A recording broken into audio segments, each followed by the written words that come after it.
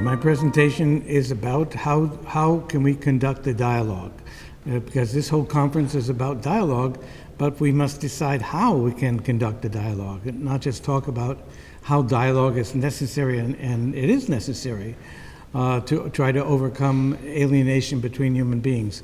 But how can we conduct such a dialogue? So in my paper, I contrast two methods of arriving at a dialogue. One is Hegelian, and this method is using thesis, antithesis, and synthesis. And one is the method that you find in the ancient Book of Changes in the Chinese classic, the Book of Changes, or the I Ching.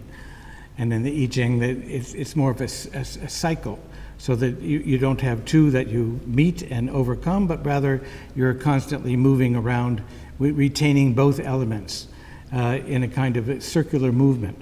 So rather than horizontal and vertical, it's circular.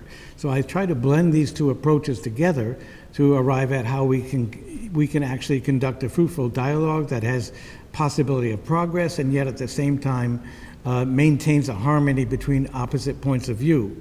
Because if you have the purely Hegelian approach, you might still have remnants of the other approach that, even though you have combated it and overcome it, it's still resisting. Whereas with the Chinese approach, you try to always maintain the other within your scope, so that there's always a partner, like male and female, always going together. One does not triumph over the other. Both need each other. They may struggle with each other, but they also need each other.